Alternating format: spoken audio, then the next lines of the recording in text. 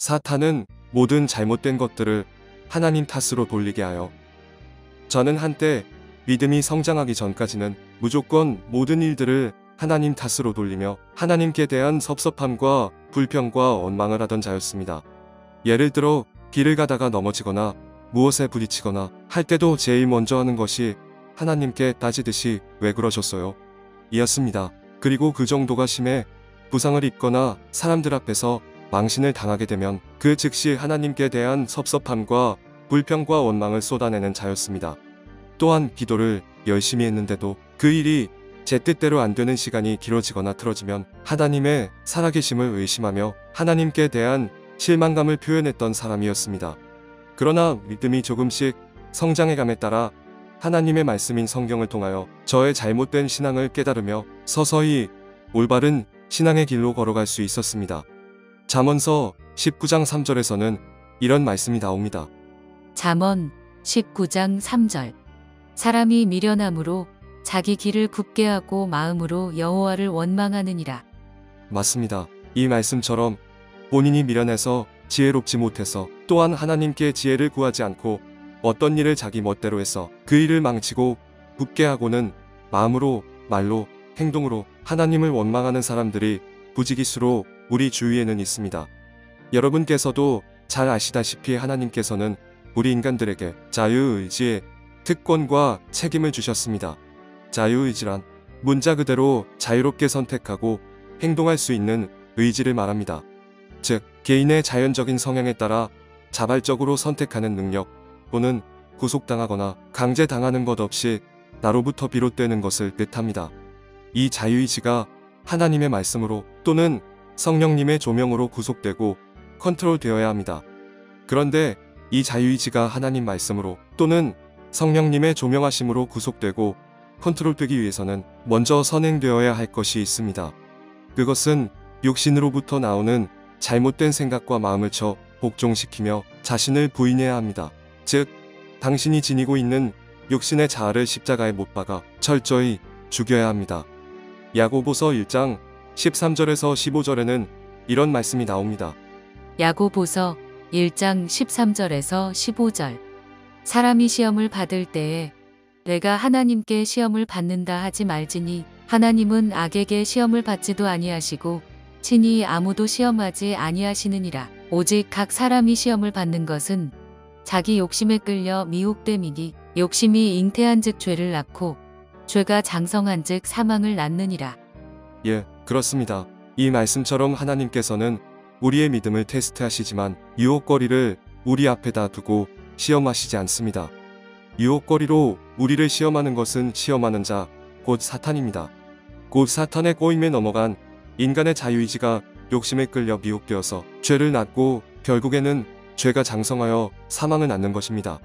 그렇기에 사탄의 꼬임이나 유혹에 안 넘어가기 위해서는 하나님의 말씀 앞에 자신의 욕심을 철저히 내려놓으며 자신을 쳐 복종시키며 육신적인 자아를 죽여야 하는 것입니다.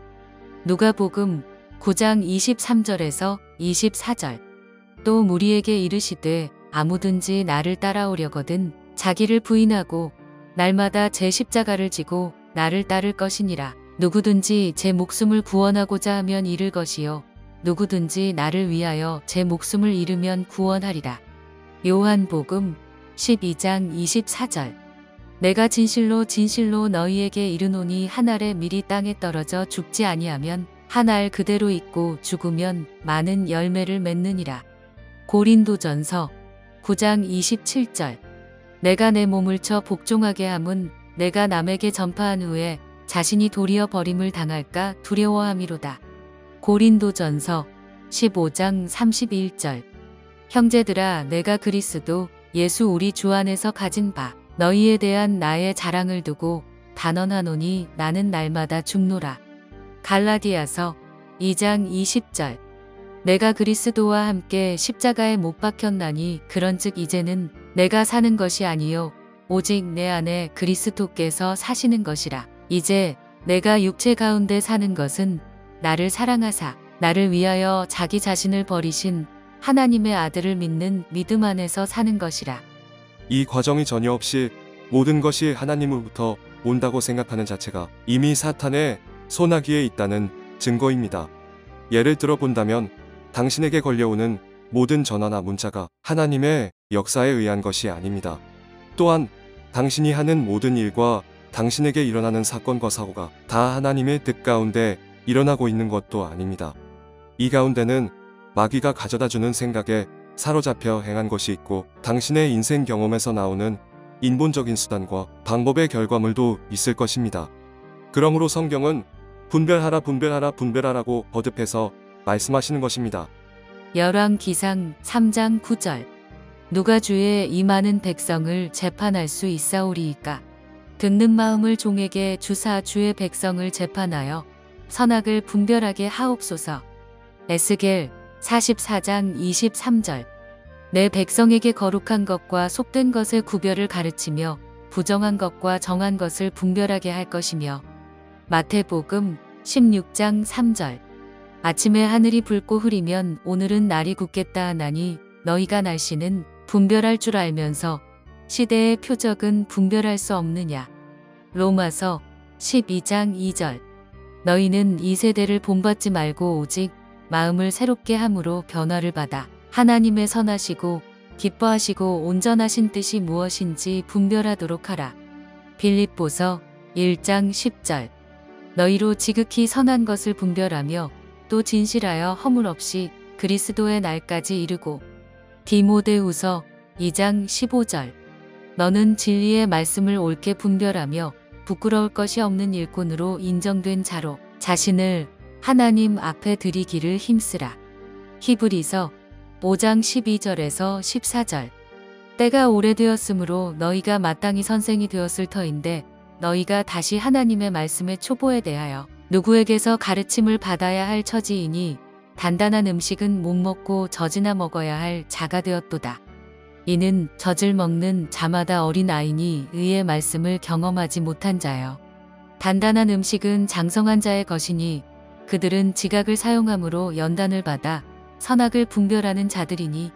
결론입니다. 우리는 거짓 선지자들을 분별해야 하는 것처럼 우리에게 일어나는 또는 다가오는 일들을 하나님의 말씀과 우리 안에 내주하고 계신 성령님을 의지하면서 하나하나 올바르게 분별하면서 이 세상 삶을 살아가야 합니다. 사탄의 주목적은 하나님과 하나님의 형상대로 지음받은 인간들과의 관계를 단절시켜 자신의 종으로 이끌어 지옥으로 떨어지게 하는 것입니다. 그렇기에 사탄과 그의 졸개인 악령들은 모든 굳은 일과 나쁜 일들과 모든 사건 사고를 하나님과 연관짓게 해서 하나님을 원망하면서 하나님의 품을 떠나게 만들어 하나님의 보호하심에서 멀어져 있는 인간들의 영혼을 자기의 마음대로 도둑질하고 죽이고 멸망시키며 하나님을 대적하는 것입니다.